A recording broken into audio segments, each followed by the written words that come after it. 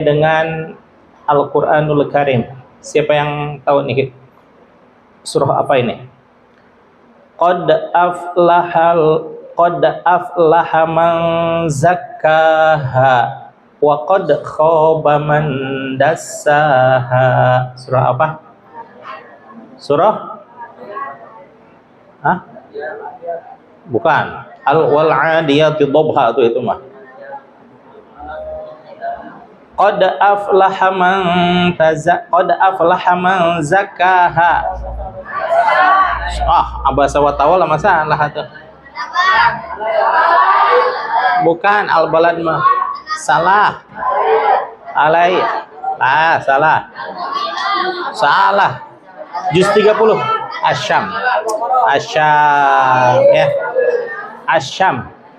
Qad aflaha man zakkaha wa qad khaba man dassaha. Sungguh beruntunglah orang-orang yang mensucikan, membersihkan, membeningkan kalbunya, dan sungguh merugi orang-orang yang mengotori hatinya, tidak memfungsikan hatinya, kalbunya tidak sebagaimana biasanya. Justru kalbu itu adalah inti dari kehidupan manusia. Ya, kalau teori barat menyatakan inti dari tubuh manusia itu apa? Otak, ya. Kemudian bagian tubuh yang paling vital apa itu? Kepala bagi mereka, ya. Tapi di dalam Islam justru pusat kesadaran, pusat pemikiran, pusat ingatan, pusat keimanan, pusat menerimanya hidayah dari Allah Subhanahu wa taala yaitu qalbu, hati, ya. Beda teori dengan teori barat dengan teori Islam, ya. Walaupun banyak perbedaannya, tapi kita ambil sisi baiknya. Betul, ya? Otak kiri, otak kanan. Mereka lebih menitik beratkan kepada otak kiri, ya. Otak kanan juga lagi diteorikan, ini yang paling hebat. Tapi ya, dari semua itu yang paling hebat adalah qalbu, ya. Apa? Qalbu. Salah satu di antaranya. Kalau qalbu artinya apa itu tadi? Hati. Pernah nggak ke nasi Padang? Pernah, ya? Bu, ada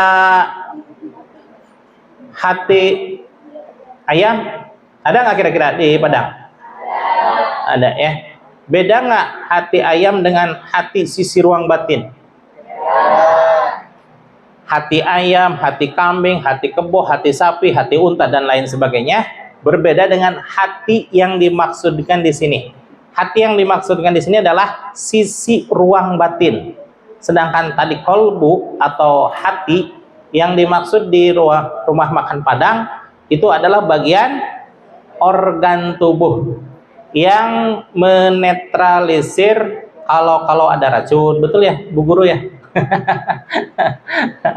Nah, sedangkan sisi ruang batin, qalbu yang dimaksud di sini adalah qalbu pusat kesadaran, qalbu pusat keimanan, qalbu pusat penerimaan hidayah dari Allah Subhanahu wa taala. Beda, ya?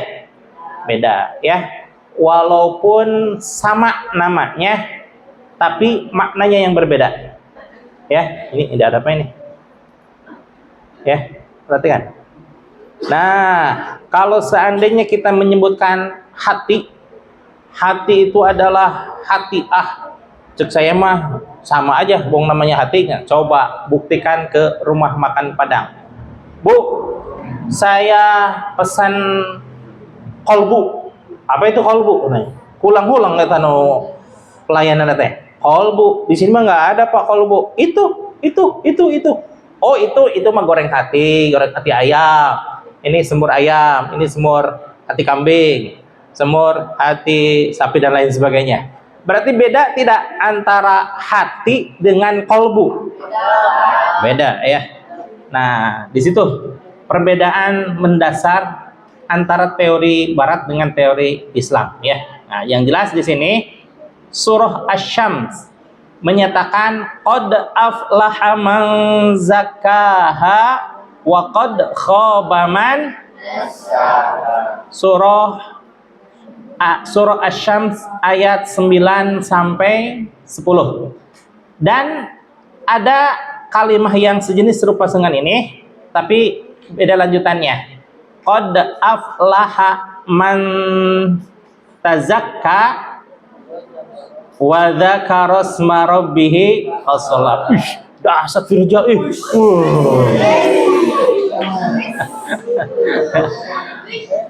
Surah apa itu? Surah bukan Asyam, sama tadi yang pertama. Ini yang sejenisnya. Bukan. Hah? Bukan. As-Sabbihis A'la, yaitu Al-A'la. Ayat berapa coba? Wah, bukan ayat 1. Ayat bukan. Ayat 13 sampai 14. Qad aflaha man tazakka wa dzakara asma rabbih. Sungguh beruntunglah orang-orang yang mensucikan hatinya. Kemudian dalam lanjutan ayatnya yang ke-14-nya, wa dzakara asma rabbih fasalla. Wa dzakara, dan mengingat. Wa dzakara asma rabbih, dan mengingat nama Tuhannya. Siapa nama Tuhan kita? Allah. Semua Tuhan-Tuhan itu pada intinya mereka mengenal, tapi hakikatnya belum bermakrifat bahwa Tuhan yang hakiki adalah Allah satu-satunya. Betul atau tidak? Yakin? Ainul yakin? Haqqul yakin? Ya. Nanti masih ada waktu 30 menit lagi ya untuk lebih memfokuskan pusat perhatian kita. Silakan ambil buku yang khusus untuk ini. Boleh di PAI, boleh di apa tuh? MTQ, kalau MBTQ. Hafalan apa fungsinya nantinya? Ada hafalan? BTQ?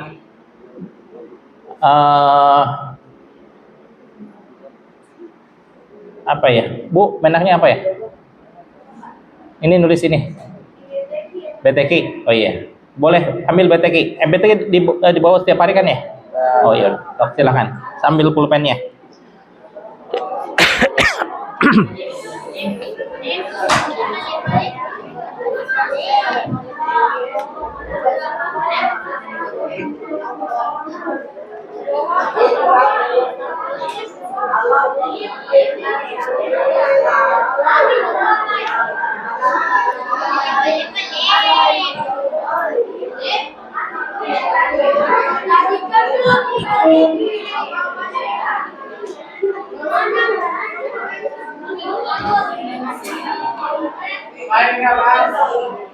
Sampai hitungan 5 harus sudah selesai.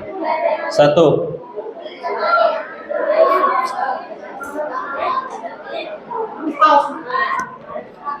2,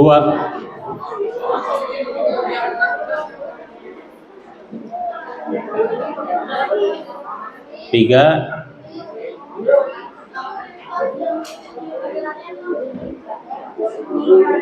4,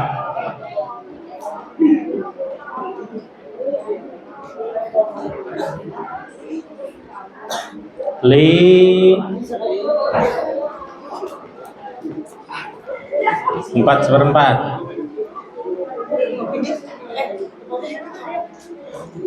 4,5. Rapi ya, jangan ada yang berbicara.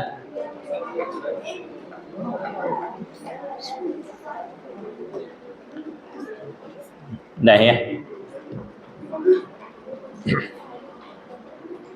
Kenapa Bapak mewajibkan untuk menulis apa yang disampaikan? Kalian tangkap sendiri ya. Apa yang kira-kira penting, tulis. Ya. Imam Syafi'i pernah menyatakan, Al-ilmu sayyidun. Ilmu itu ibarat hewan buruan. Hewan buruan apa aja, Sobat? Rusa, kijang, bukan serigala. Oleh burung dan lain sebagainya. Kira-kira kijang gesit nggak larinya? Gesit ya. Nah, ilmu itu ibarat kijang yang gesit larinya, cepat hilangnya. Maka solusi dari Imam Syafi'i supaya kita masih bisa menangkap itu burung, hewan, kelinci, kancil dan lain sebagainya, hewan buruan, kayyid suyudaka bil hibalil wathiqah. Ikat buruanmu dengan tali yang kuat. Apa itu tali yang kuat? Dengan pulpen, dengan catatan, dengan flash disk, dengan memori, dengan laptop, dengan kamera. Ya, dan lain sebagainya. Nanti kalau lupa kalian baca, oh ini yang disampaikan Pak Kodar tanggal 30 Agustus di 2024 di Masjid Tajul Arifin. Padahal kalian sudah wah, udah kakek-kakek itu ya. Dulu tuh Pak Kodar bilang apa gitu ya. Oh ternyata kayyid suyudaka bil hibalil wathiqah. Ikat buruanmu dengan tali yang kuat. Tali yang kuat itu apa? Catatan yang menuliskan perkataan-perkataan penting, sehingga kalau kita lupa, kita masih bisa mengingatnya, insya Allah. Ya, baik. Qad aflaha man zakkaha wa qad khaba man dassaha. Asy-Syams ayat 9-10. Sungguh beruntunglah orang-orang yang mensucikan hatinya. Coba perhatikan. Kaca itu bening tidak? Bisa tembus pandang tidak? Kita bisa melihat di baliknya tidak? Tapi kaca itu bisa tidak tembus pandang, bisa tidak bening, bisa tidak memantulkan cahaya, bahkan kita tidak bisa melihat di baliknya semua itu. Kenapa? Kalau seandainya kaca itu kotor, ada debu nempel, ada lemak nempel, habis makan anak-anak makan gitu ya. Semakin lama semakin kotor, semakin kotor semakin burem itu kaca. Tapi kalau ada debu dibersihin, ada percikan air dibersihin, ada kotoran sedikit nempel dibersihin. Itu walaupun bisa menjadi kotor, tapi selalu kita bersihkan. Akhirnya menjadi bersih apa tetap kotor? Bersih. Seperti halnya hati kita ya. Hati kita memang banyak terpengaruh oleh kehidupan yang dialami oleh kita ya. Teman, bacaan, kemudian pelajaran, dan lain sebagainya. Itu bisa mempengaruhi kebeningan batin kita. Padahal Allah Subhanahu wa Ta'ala memberikan qalbu itu pada dasarnya sama tidak sama antara manusia satu dengan manusia yang lainnya? Sama.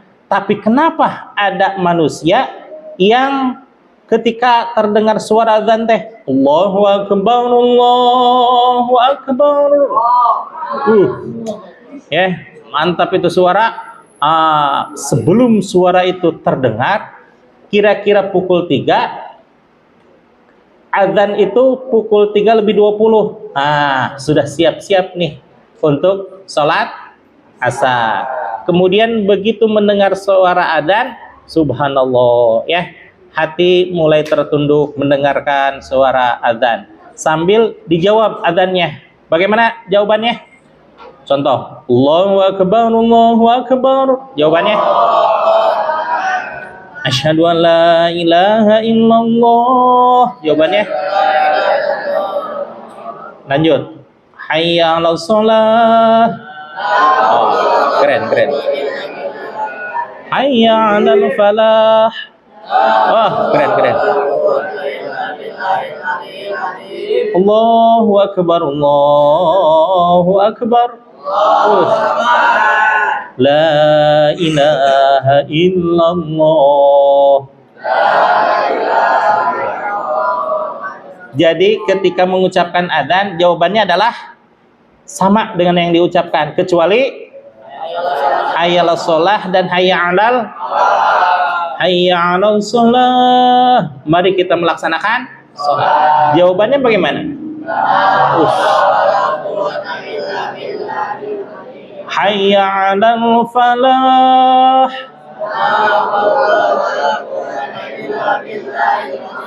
Marilah kita mencapai kebahagiaan atau meraih kemenangan. Jawabannya tadi apa? La haula. Karena melaksanakan sholat itu ibadah bukan? Mencapai kebahagiaan dengan melakukan pengamalan ibadah-ibadah, pengamalan dari ilmu-ilmu kita, itu ibadah bukan? Kalau ibadah, ada nggak makhluk yang merasa panas tiris dengan adanya kita melaksanakan ibadah? Siapa? Setan la'natullah. Kita bisa nggak melawan setan? Jago amat melawan setan. Gimana jawab ngelawannya? Yuwaswisu fi sudur, dengan menghembuskan kejahatan ke dada kita, habis kita. Ya, kenapa? Setan itu bukan ecek-ecek, sementara kita baru usia 12, 13, 14, 15, betul? Setan sudah ribuan tahun. Wih, bagaimana kita mau melawannya? Jenderal dengan kopral. Jenderal mah banyak pengalaman di lapangan, sementara kopral baru masuk ketentaraan. Kira-kira teorinya banyakan mana antara jenderal dengan kopral? Ya, strateginya bagusan mana? Kalau disuruh sparring berantem antara jenderal dengan kopral, kalah mana?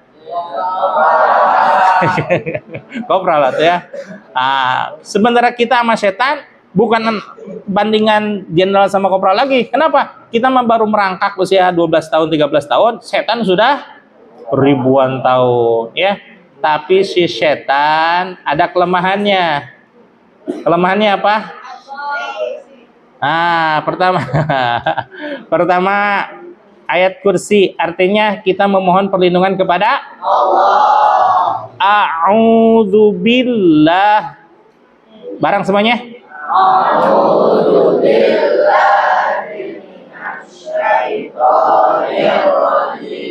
Artinya aku berlindung kepada Allah dari godaan setan. Kita milik siapa? Setan milik siapa? Kita melawan setan tidak mungkin. Tapi si setan takutnya sama siapa? Sama Allah. Maka kita mohon perlindungan kepada Allah. Cek Allah teh, kata Allah teh. Setan, ente jangan coba-coba menggoda orang-orang yang ngaji Miftahus Sudur di Darul Muqarrabin, karena mereka semuanya sudah memohon perlindungan kepada aku. Maka semuanya itu aku yang melindungi. Si setan habis kesempatan untuk menggoda kita, betul ya? Kenapa? Karena kita senantiasa berlindung kepada Allah. Ya, ingat ya. Salah satu, sebenarnya ada 3, nanti aja lah ya. Ada satu senjata yang bisa digunakan untuk melawan setan. Kenapa itu?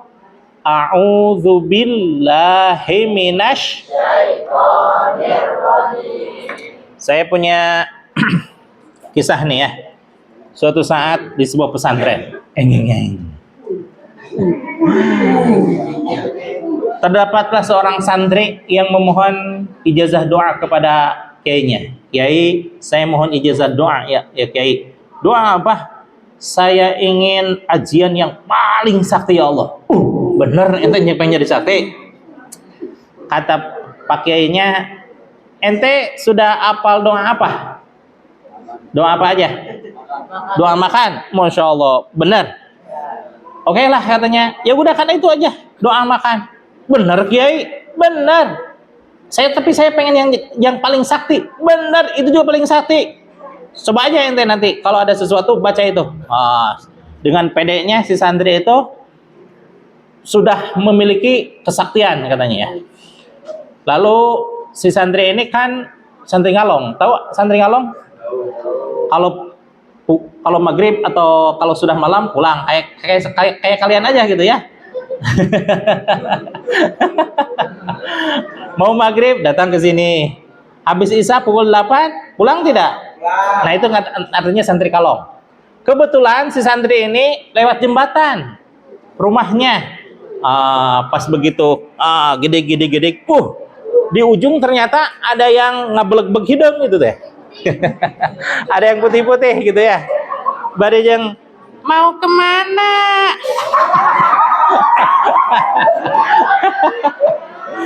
Si santri sudah menggigil ketakutan, tapi tiba-tiba dia ingat bahwa kiainya sudah mengijazahkan doa yang paling sakti. Apa katanya?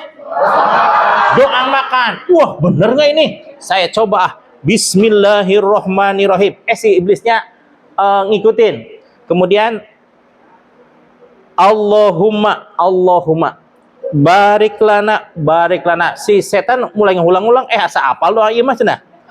Fima rozaqtana wa qina adzabannar. Ya Allah, berkahilah apa yang Engkau rizkikan kepada kami dan hindarilah kami dari api neraka. Sukses setan. Wah, kabur. Baru kali ini saya menemui manusia yang mau memakan setan katanya. Berarti benar nggak kiainya itu ngasih doa yang paling sakti? Yang paling sakti itu ya, setan aja takut sama dia ya. Kalau dulu Sayyidina Umar setan takut sama Sayyidina Umar. Kalau sekarang anak kecil bisa ditakuti oleh setan dengan doa apa? Coba dibaca. 1, 2, 3. Allahumma barik lana fima razaqtana wa qina adzabannar. Alhamdulillah ya. Kalau zaman Covid mah banyak orang yang menyuruh cuci tangan tapi tanpa ngasih makan ya. Kalau Abi mah ya lumayan lah doa-doa makan gitu ya.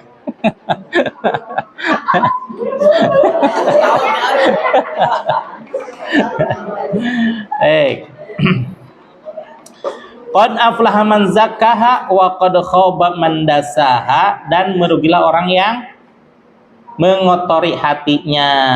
Seperti tadi diibaratkan kaca. Kalau seandainya dulu dibersihin, dihias, di segala macamin, diwangikan, maka akan tetap menjadi wangi dan bisa berfungsi untuk melihat walaupun kedap udara. Betul ya? Kita bisa melihat nggak itu piala-piala? Tidak ya. Tapi debu masuk tidak? Tidak ya. Nah seperti itu, ada debu dilap, ada kotoran dilap. Jadi lama-lama tetap bersih nggak itu kaca? Bersih ya. Nah hati kita sebenarnya bening dari Allah Subhanahu wa taala, bersih. Tapi dalam perjalanannya kadang ada sesuatu yang mengotori hati.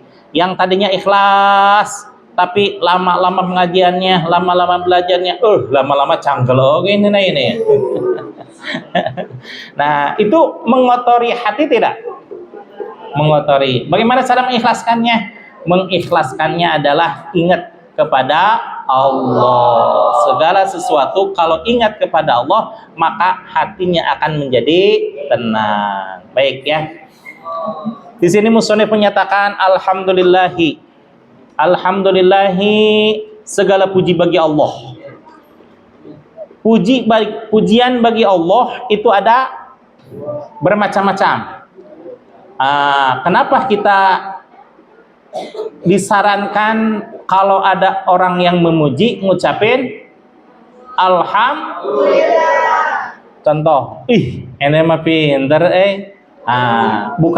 bukan ucapan pinternya alhamdulillah, bukan, itu pakai diri sendiri ya, tapi alhamdulillah segala puji lillahi hanyalah milik Memang pujian itu ada berapa? Ada 4 ya. 4. Pertama, qadim alal qadim. Apa katanya? Qadim alal qadim. Pujian Allah terhadap dirinya sendiri. Seperti dalam surah Toha ayat 14, Allah menyatakan La ilaha illa ana fa'budni wa aqimis shalah. La ilaha, tidak ada Tuhan yang hak untuk diibadahi illa ana, kecuali itu perkataan Allah, illa ana, kecuali aku, kata Allah, gitu terjemahannya ya. Nah, Allah Subhanahu wa taala memuji dirinya sendiri. Boleh nggak Allah memuji dirinya sendiri? Boleh, karena segala sesuatu milik Allah kan? Allah yang memiliki bumi, Allah yang memiliki langit. Sementara kita, apa yang kita miliki? Ya, nggak ada. Nih, tubuh kita milik siapa? Allah. Nyawa kita milik siapa? Allah. Kehidupan ini milik siapa? Allah. Apa tuh yang milik kita? Milik kita mah hanya dosa ya. Ya. Memujinya Allah terhadap dirinya sendiri. Yang kedua, qadim alal hadis. Qadim alal hadis, memujinya Allah terhadap makhluk. Salah satunya pujian Allah kepada siapa yang pernah dipuji di dalam Al-Quran? Siapa orang yang paling suci di muka bumi ini? Nabi Muhammad SAW. Bagaimana pujian Allah? Innaka la'ala khuluqin azim. Sungguh engkau wahai Muhammad memiliki perangai yang sangat azim. Itu apa? Agung. Agung ya. Nah, demikian pujian Allah sampai-sampai Nabi Muhammad SAW itu Allah sendiri yang memuji. Subhanallah ya.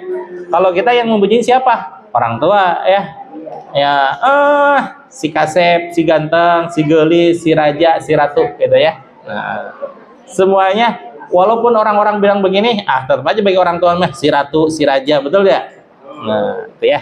Kemudian hadis alal qadim, memujinya manusia makhluk kepada Allah ya. Contohnya yaitu lafaz alhamdulillah, alhamdulillahirabbil alamin. Segala puji bagi Allah yang merajai semesta alam. Dan di dalam hadis qudsi Allah menyatakan Sana'u abdi, subhanallah, ketika kita mengucapkan di nama Al-Fatihah, Bismillahirrahmanirrahim, Alhamdulillahi Rabbil Alamin, Sana'u abdi, subhanallah, betapa hambaku sedang memuji aku ya. Nah, itu pujian hadis alal qadim. Sekarang hadis alal hadis, kan tadi ada alal qadim udah kan, qadim alal qadim, qadim alal hadis, kemudian hadis alal qadim, sekarang hadis alal. Bagaimana pujiannya manusia terhadap manusia? Kita salah satu contohnya adalah di dalam bait-bait syair maulid. Apa itu? Wa kana an-nabiyyu sallallahu alaihi wasallam syadidul haya'i wat tawadhu. Dan sungguh ada pada diri Nabi Muhammad sallallahu alaihi wasallam itu sifat pemalu dan beliau sangat tawadhu. Ya, pemalu tahu ya? Tapi bukan pemalu apa-apa, bukan. Nabi Muhammad mah pemalu kalau seandainya tidak mengingatkan orang lain kepada kekuasaan Allah, pada kasih sayang Allah. Syadidul haya'i wat tawadhu. Ada yang tahu tawadhu? Apa? Salah, rendah diri dengan rendah hati bagusan mana? Rendah hati, betul ya. Rendah hati. Kalau rendah diri minder wardah itu mah ya. Rendah diri, aduh, itu mau teman-teman saya mah pinter, saya mah begini-begini saja. Itu rendah diri itu enggak itu?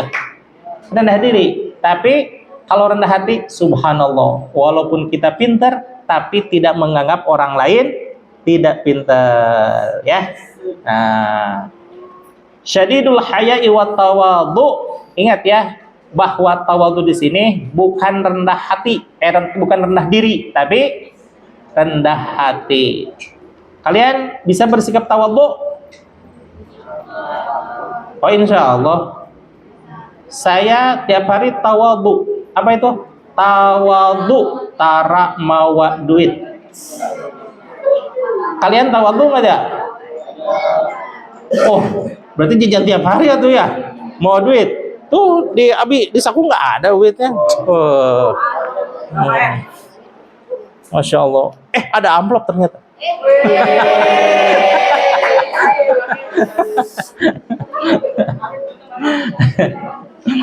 Ya. Alhamdulillahilladzi hadana lihada, yang telah menghidayahi Allah Subhanahu wa taala, hadana lihada, akan jalan ini, akan jalan yang diridhoi oleh Allah Subhanahu wa taala, jalan yang penuh ketaatan, jalan yang penuh dengan ibadah kepada Allah Subhanahu wa taala. Wa ma kunna linahtadiya, dan tidaklah mungkin kita mendapatkan hidayah seperti ini laula an hadanallah, kalau seandainya Allah tidak menunjukkan kepada hidayah ini. Perhatikan, apa doa yang baik? Apa saja doa yang baik? Keselamatan, boleh. Apa lagi? Apa lagi? Keselamatan. Doa orang tua, boleh. Doa menuntut ilmu, baik. Apa lagi perempuan? Doa yang baik apa? Doa belajar. Semua doa-doa itu insya Allah muatannya positif. Tapi di antara doa-doa yang baik ada doa yang terbaik. Apa kira-kira?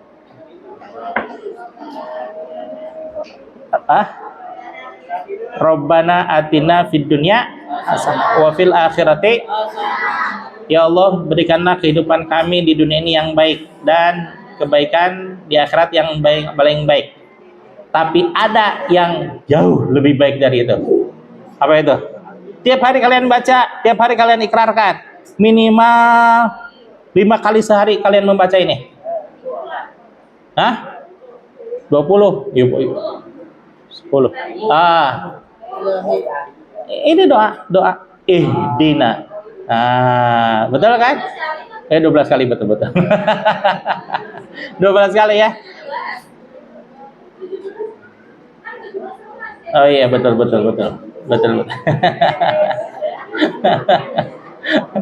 Al-Fatihah memang dibaca ya. Mau sir, mau jahar, mau berjamaah, mau munfarid, dibaca ya. Apa tadi doa yang terbaik? Ihdina. Mohon hidayah kepada Allah. Ihdina, ya Allah, hidayahilah kami. Hidayahilah kami ya Allah, hidayahilah kami. Maka dengan ungkapan alhamdulillahilladzi hadana lihadza wa ma kunna linahtadiya laula an hadanallah, dalam artian kita selamanya memohon hidayah kepada Allah, kita selamanya memohon petunjuk dari Allah Subhanahu wa taala.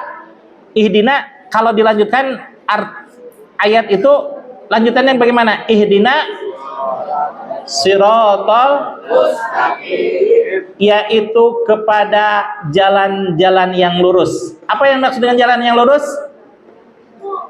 Siratal ladzina an'amta alaihim, yaitu jalan orang-orang yang telah Engkau berikan nikmat ya Allah untuk meneladaninya. Siapa orang-orang yang terbaik? Minal anbiya'i wal mursalin, betul?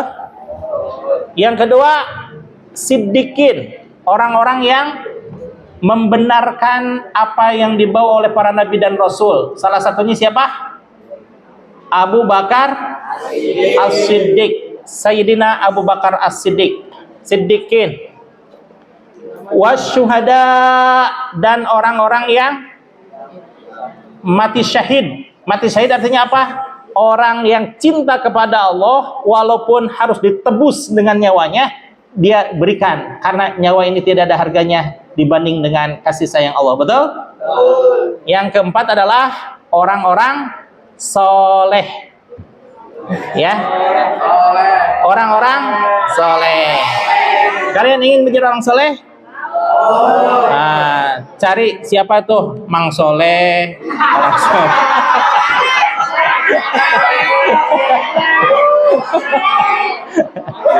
Ya, orang-orang yang terbaik menurut Rasulullah tadi siapa? Soleh. Yang pertama siapa? Hei, perhatikan. Yang pertama para nabi dan para rasul. Yang kedua, nggak ditulis ya, nggak ditulis. Yang kedua, siddiqin, orang-orang yang benar dalam perkataan, dalam perbuatan, dalam pikiran, dalam perbuatan. Kan kalian dalam Dasar Dharma Pramuka itu ada ya? Suci dari perkataan, perbuatan, dan pemikiran. Ya.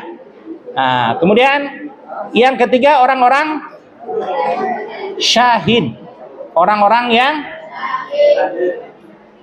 salah satunya Muhammad Qadar Syahidi.